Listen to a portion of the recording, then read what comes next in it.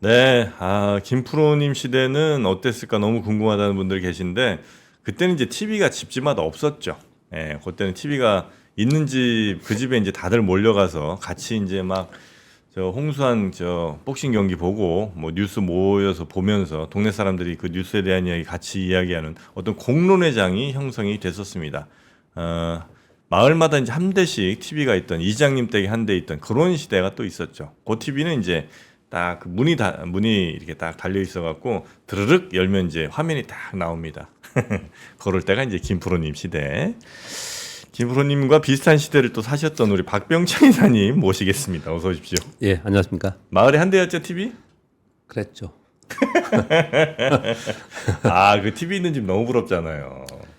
근데 그 TV 있는 집도 그 누가 주인 아저씨 아빠가 하여튼 모든 권한에 정말 최정점에 있는 거 아니겠습니까? 그분이 이제 보고 싶은 거 딱 보고 애들이 이제 리모컨 역할 하는 거죠. 야, 가서 저 7번 틀어라, 5번 틀어라 이렇게 이제 가셔서 예, 잘 안 나오면 팍 크게 배 때리고 네, 그럴 때가 있었죠. 맞습니다. 네, 우리 박병창 이사님 시절이고요. 미국 시장은 조금 조정이죠. 이 정도면 뭐 거의 뭐 역사적 신고가하고 0.1, 0.2 빠졌으니까 네. 뭐 그냥 그것도 오르다가 좀 밀렸습니다. 예. 신고가 나오고 나서 약간 매물 나온 거고요. 네. 특별한 이슈는 없었고요. 음. 역사적 신고가 경신 후에 소폭 그냥 반락이 있었다 정도 보시면 될 것 같습니다. 네. 종목들도 전체적으로 장중에 플러스 나다가 음. 약밥 정도 수준으로 마감을 했습니다. 보합 전후이고요. 월마트가 호실적 발표되면서 역사적 신고가 경신을 했습니다. 장중에 6.9% 상승을 했습니다. 코스트코도 지금 신고가거든요. 그래서 요걸 지금 굳이 말씀드리는 거는요. 지금 우리 시장도 이런 모습을 좀 나타내고 있는데 어제 미국 시장에서 임의 소비재 섹터가 제일 약했어요. 마이너스 0.6%였습니다. 임의 소비재는 임의 소비재라고 하면 TV 같은 건가요? 뭐 TV, 가전, 자동차. 아니 우리 이제 이사님 예. 이사님 댁에 TV가 어릴 때 있었다는 이런 제보가 있던데 부잣집이셨어요? 아닙니다. TV는 있었어요? 예? TV 있으셨어요? TV가 없어서 뭐 그럴 정도 세대는 아니었는데요. 아니 무슨 말씀이세요? 제가 예. 7살 땐가 저희 집에 아니야 7살이 아니지 10살 아니 그때쯤에 저희 집에 TV 처음 생겼는데 그런가요? 그러면 아니면 제가 어릴 때 TV를 안 봤나요?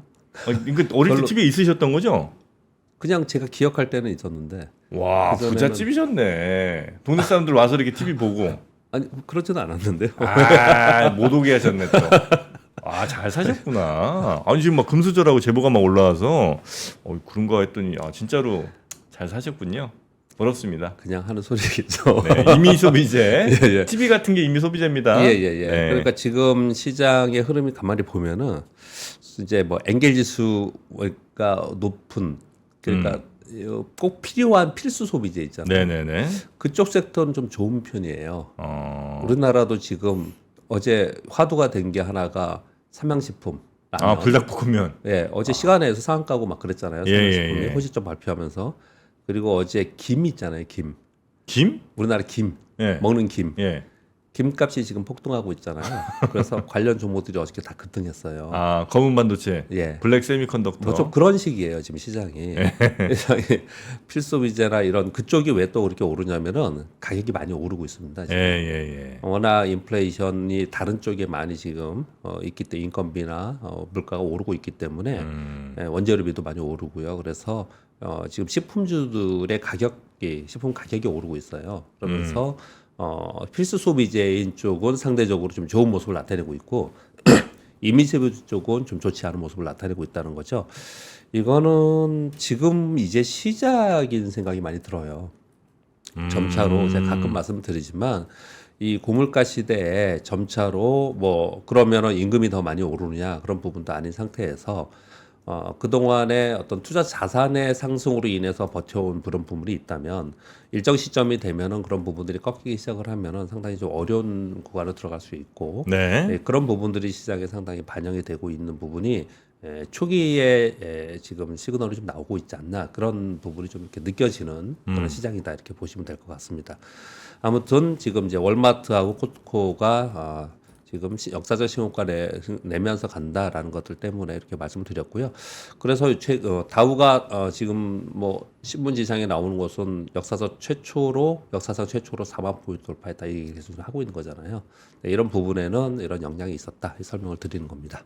네. 우리 시장은 미국 3대 지수가 신고가 낸 상황을 보고 시작을 했죠. 네네. 아침부터 외국인들이 선물 매수를 했고요. 금융투자는 프로그램 매수가 뒤쫓아왔고 금융투자만 매수를 해줬고 국내 기관들 팔았습니다. 어제도.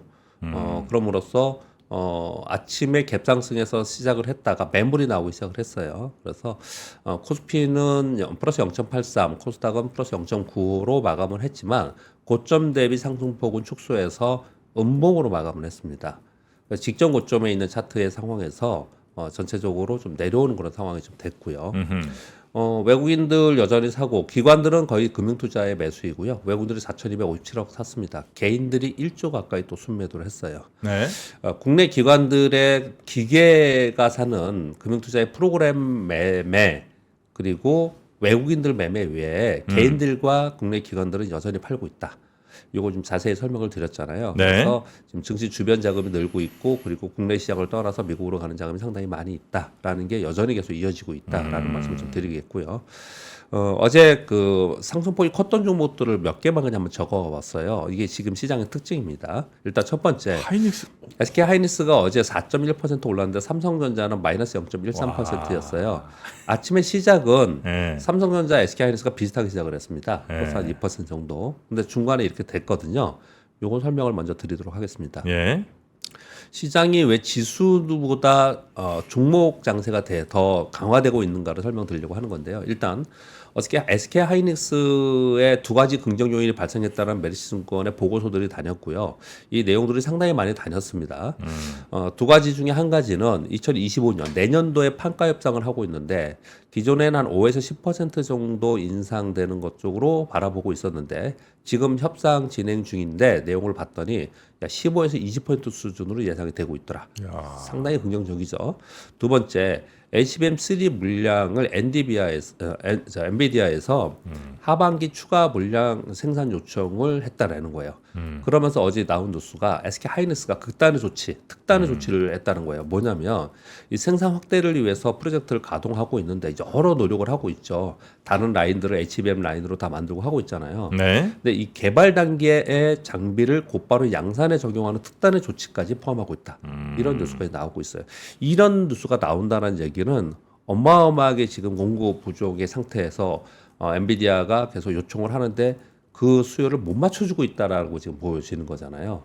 그러다 보니까 올해 내년까지 다 완판됐다 이 얘기를 계속 하고 있는 거잖아요. 그런 가운데 판가가 15에서 20% 수준으로 예상된다. 이게 나오면서 SK하이닉스는 2%에서 4%로 위로 올랐고요.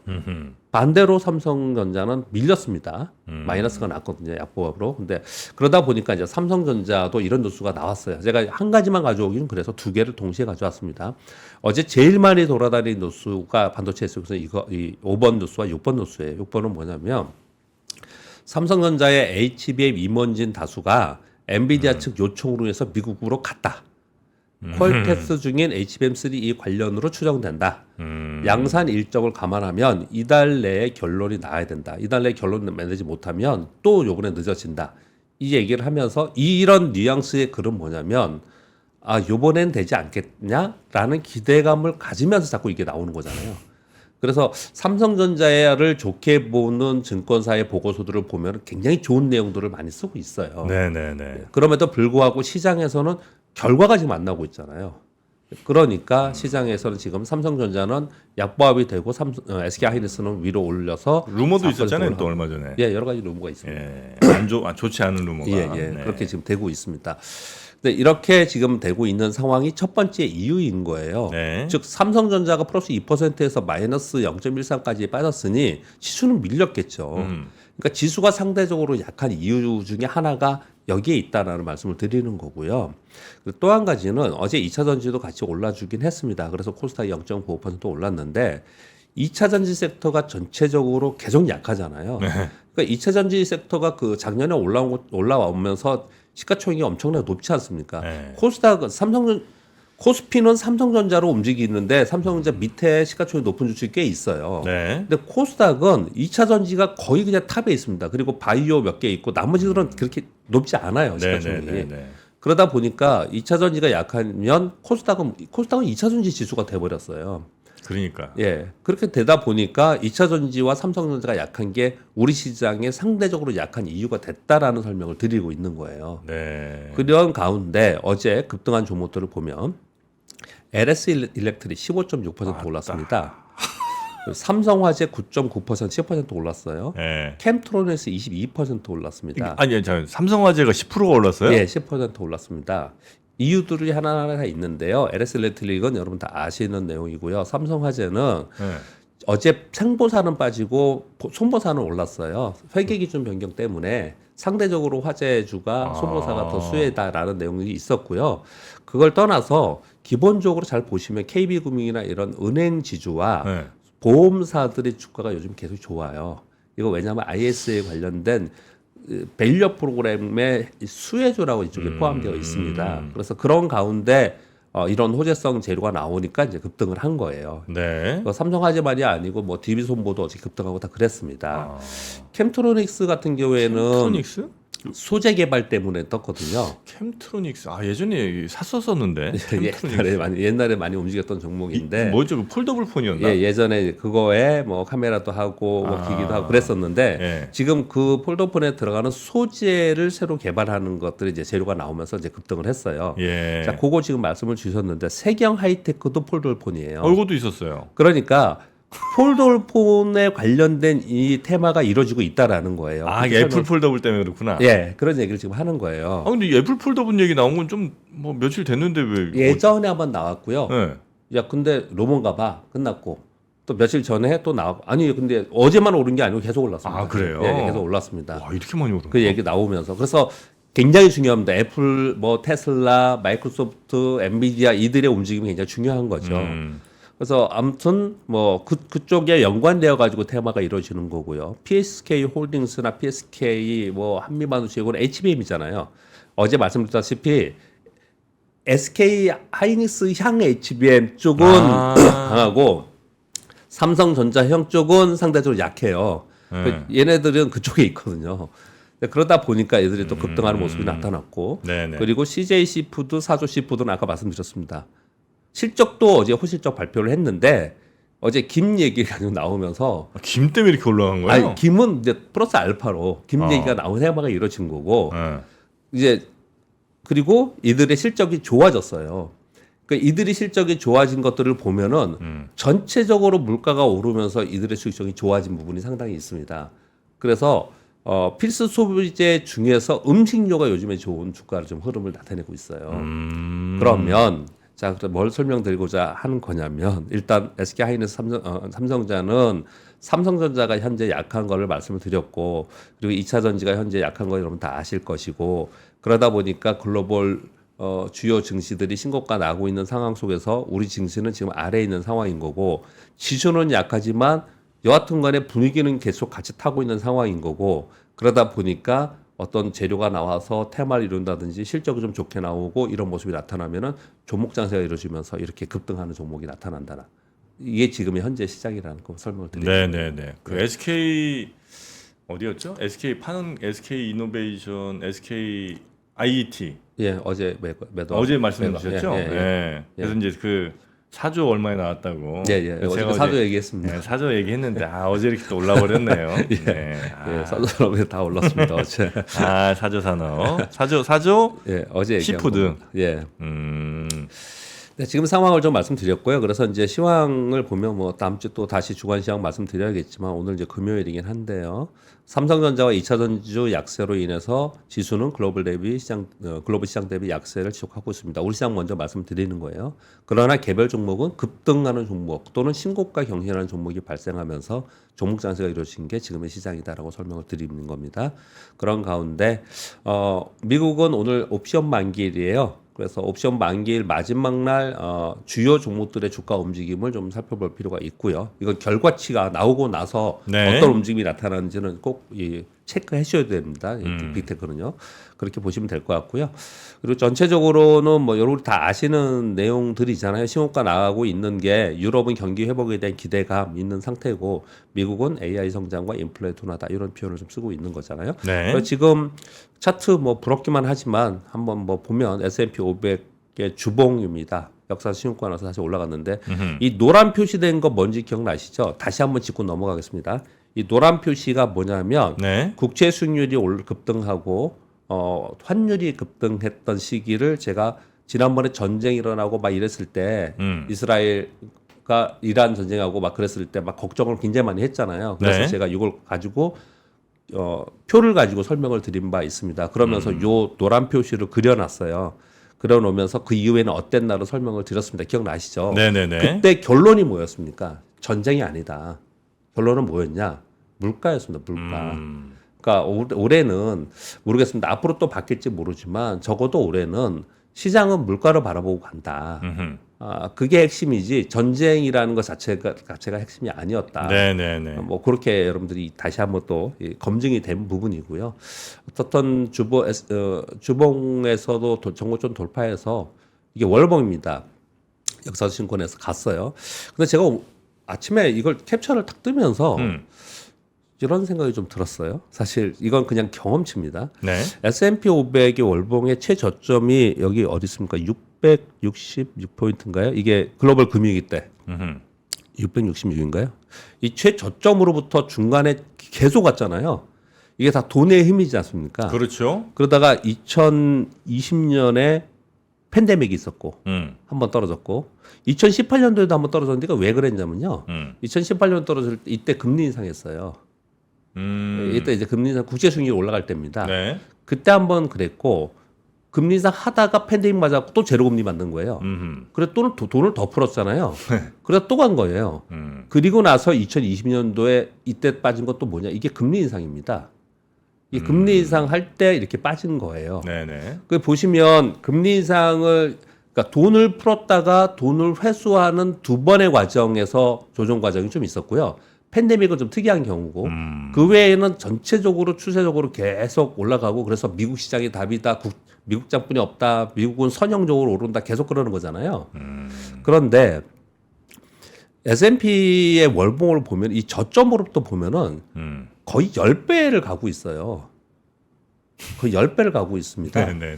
근데 이 10배라는 거 우리 맨날 10배거라는 표현 많이 쓰잖아요. 네. 10배라는 거는 이거 그냥 이거 정설은 아닙니다. 그렇지만 그냥 한번 말씀드려 볼게요.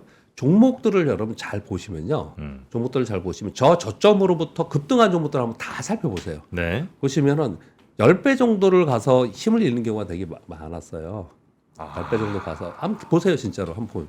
그래서 야 S&P 500이 정말 많이 올라온 거구나. 정말 많이 올라온 거구나. 이런 생각이 그냥 월봉 보면서 이렇게 들었어요. 종목별로 봐도 10배쯤 올랐을 때 힘 빠지는 경우가 대부분인데 종목에서는 많이 그렇고 지수는 좀 다르겠지만 그래도 이것도 거의 10배 가까이 지금 와 있는 거다. 그 힘을 계속 유지하기가 쉽겠냐. 이게 여기서부터 풀기 시작한 돈의 힘으로 온 거거든요. 여기까지. 예. 그 돈의 힘으로 온 거거든요. 근데 그 돈이 회수되는 게 언제쯤이냐를 이코노미스트 분들이 계속 얘기를 하는 거잖아요. 그리고 그 돈이라는 게 뭡니까? 부채잖아요, 이게. 네네네. 부채기 때문에 연준이나 행정당국 재무부는 부채기 때문에 그것에 대해서 걱정을 많이 하고 있는 거잖아요.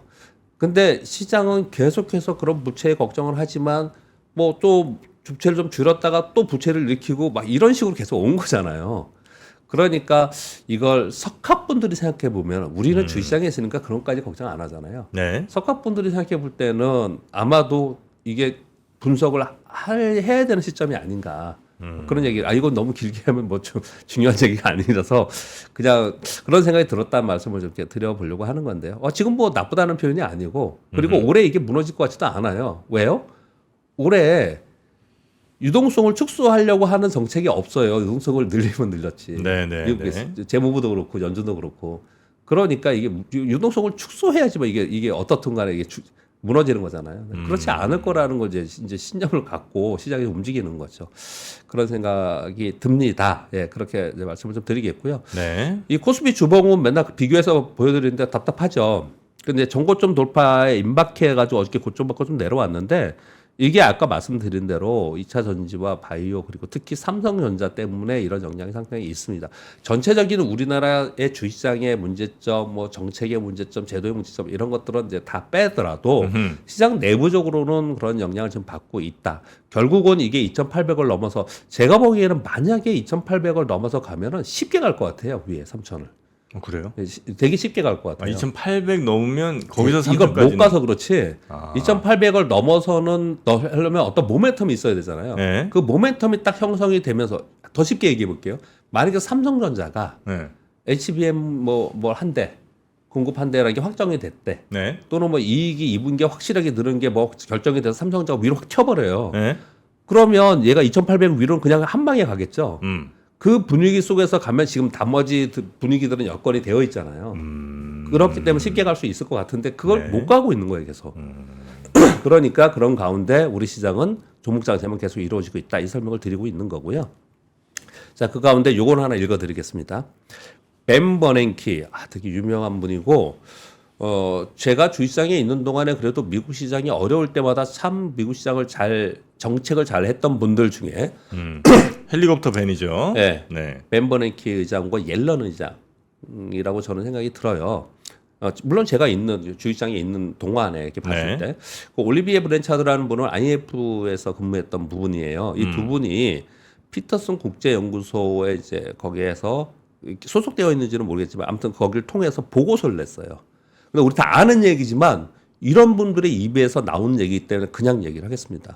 인플레이션을 낮추는 마지막 마일을 달성하려면 네. 일정 기간 실업률이 높아지고 임금 인상 속도가 느려지는 것이 필요하다. 여러분도 알고 저도 알고 다 그냥 이렇게 생각하는 거잖아요. 네. 근데 이런 분의 입에서 얘기하는 건 달라요. 이런 보고서 얘기하는 거는. 이거는 아마도 연준은 이걸 가지고 갈 거예요. 어떤 키를 가지고.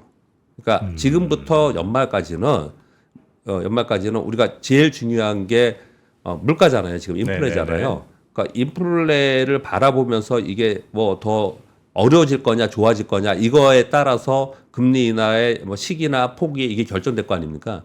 이게 포인트를 이거 고용으로 잡 가능성이 굉장히 높아진다라는 거를 이제 이 보고서에서 다시 한번 확인시켜 줬다. 그렇게 좀 볼 수가 있겠습니다. 네. 자, 그리고 뭐 이런저런 얘기 했는데 뭐 뉴스 말씀드리겠습니다.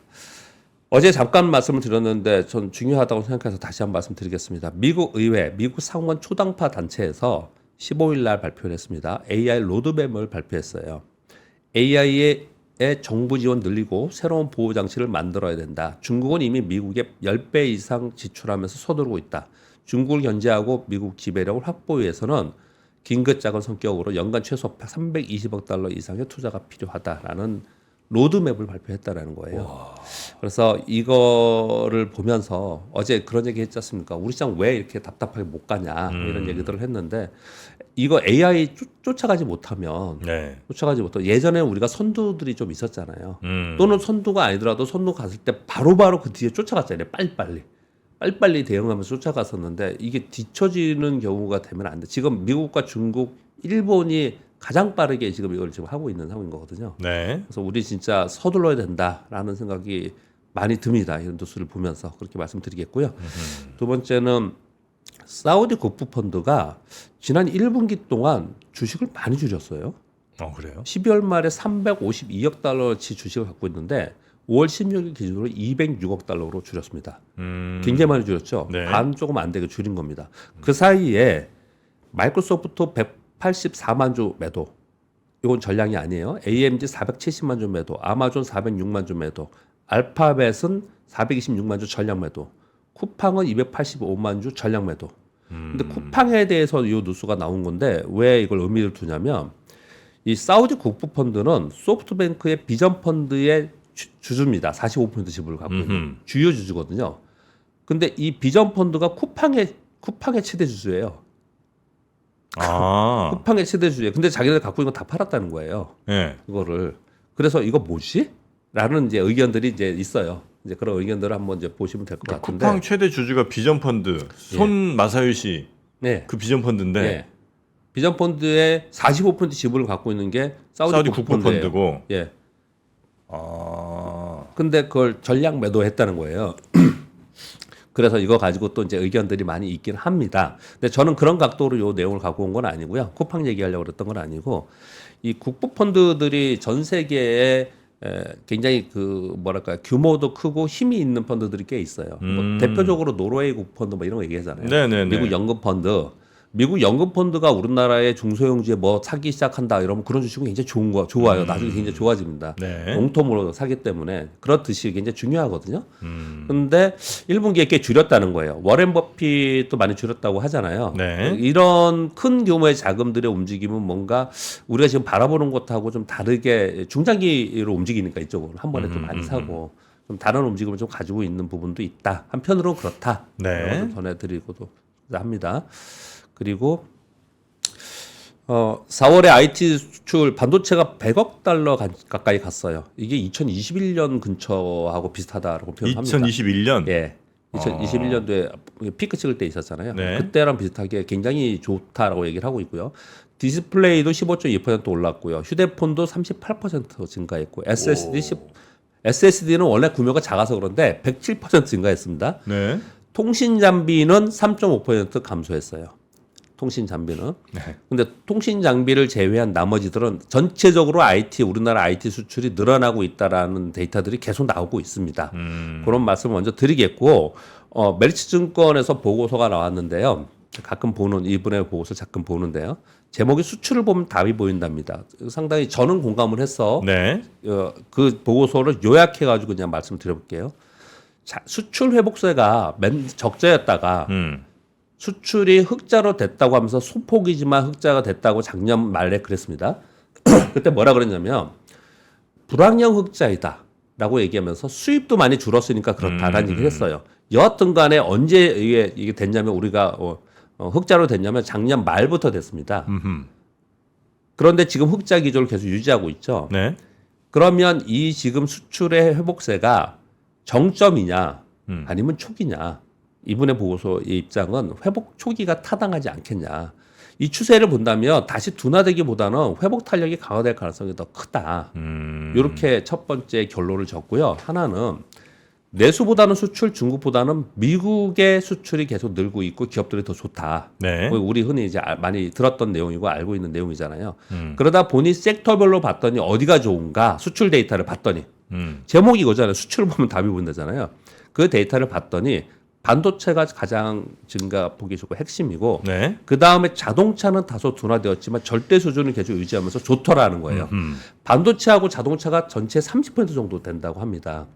그러니까 이들 두 섹터는 반도체는 안 좋았다가 굉장히 좋아지고 있는 거고 자동차는 좋은 흐름을 계속 유지하고 있는 가운데 먼저 저점을 형성한 바이오도 저점으로부터 올라왔고 네. 그 다음에는 기계와 전력기기, 의료기기가 계속 좋아지고 있다. 이렇게 얘기를 하고 있는 거예요. 그래서 제가 요 꺾어서 표시를 이렇게 해놓은 거는 순서를 이렇게 정했더라고요.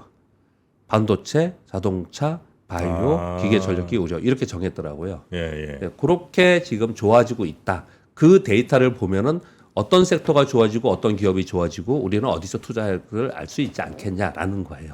네, 그렇게 좀 보시면 될 것 대충 같습니다. 요 업종들이 좋다고 봐야 되겠군요. 네, 지금 그죠? 그렇게 하고 있는 거죠. 근데 이게 지금 수출 회복이 정점이라면은 꺾이겠죠, 얘들도 올라갔다가. 네. 근데 그렇지 않고 회복 초기로 보는 것이 타당하지 회복 않겠냐라는 초기? 의견을 지금 그래요? 주고 있는 겁니다. 예, 그렇게 보고 있습니다. 네. 그리고 SK하이닉스, 삼성 뉴스 발생한 건 아까 말씀드렸고요. 현대차가 중국산 부품 전수조사, 부품 계열사 및 협력사의 부품 생산처를 조사해서 중국산 배터리가 들어갔냐, 부품이 들어갔냐, 원자재가 들어갔냐 전수조사를 실시했다라는 거예요. 네. 이거 미국이 규제 강화를 계속 하고 있기 때문에 네, 미리 네, 대비하는 걸로 지금 보여집니다. 이거 보면은 이게 왜 우리한테 중요한데라고 하잖아요. 보세요. 이런 뉴스가 나오면 현대차, 기아에 납품하는 우리 자동차 부품사도 굉장히 많아요. 이 상장사가. 그렇죠. 자동차 부품사 중에서 첫 번째 이걸 떠나서 뭘 해야 되냐면 미래 모빌리티로 전환되는 부품사를 빨리 찾아야 돼요. 과거에 아직 머물러 있는 부품사들은 주가가 안 좋을 수밖에 없습니다. 이게 네. 첫 번째이고 두 번째는 만약에 거기에 중국산 부품을 가지고 만들었다. 그렇다면 그건 뒤처질 수밖에 없습니다. 그쪽은. 그러니까 그걸 구분을 해야 되기 때문에 이런 뉴스를 네. 전해드리는 겁니다. 네. 뒤늦게 이제 중국 거 아닌 걸로 하다 보면 이제 단가가 높아질 테니까 수익성이 떨어질 거고요. 네. 네. 그리고 유럽발 전기차 시장, 전기차 쪽 시장이 뭐 좀 안 좋은 뉴스들이 계속 나오는데, 근데 이런 거는 숫자가 나왔기 때문에 다시 한번 전해드리는 겁니다. 네. 글로벌 완성차 업체들이 주문량이 감소하는 것 때문에 1분기 가동률이 LG 엔솔이 그 전분기가 77.7%인데 57.4%, SK온이 96.1%에서 69.5%로 감소했다라는 보도가 나왔고요. 그래서 이 업체들은 이 생산 라인을 유럽차가 아닌 우리 현대차나 다른 쪽으로 생산 라인을 조정하는 걸 지금 작업을 하고 있고, 네. 그리고 ESS는 아직 좋잖아요. 근데 그쪽으로 계속 전환하는 걸 하고 있다. 그래서 얼마나 빨리 전환을 해서 요 고비를 넘어가느냐도 이쪽 업계에서 상당히 중요하다. 이런 보도들이 나오고 있습니다. 네. 자, 지금 여러분이 보고 계신 이런 자료들도 저희 그 3프로TV 앱에 업로드가 매일매일 다 되고 있습니다. 그래서 또 아침 저녁으로 올라가는 그런 자료들 잘 참고하시면서 저희 방송 나중에 다시 보기를 하신다거나 이럴 때 앱에 있는 자료실도 잘 활용하시면 아마 여러분 투자에 좀 도움이 되지 않을까 하는 생각도 해보게 됩니다. 3프로TV 앱도 아직 안 까셨다면 꼭 업데이트 혹은 다운로드 하시기 바라겠고요. 우리 박병창 이사님의 오늘 시장에 대한 이야기는 요 정도 하면 괜찮을까요? 네. 주말에 뭐 특별한 계획 있으십니까? 뭐 특별한 건 없습니다. 특별한 거 없으세요? 예. 매일매일이 매주가 특별한 거죠, 사실. 우리가 살아있는 게 기적 아니겠습니까? 그러네요. 예. 네. 그럼 건강하게 주말 잘 보내시고 예. 월요일에 뵙도록 하겠습니다. 예, 네, 감사합니다. 고맙습니다. 박근영, 이선영, 서경인, 염승환 투자 마스터들의 세심한 케어로 건강한 투자 습관을 만드세요. 3프로 멤버십 3프로 앱에서 확인하세요.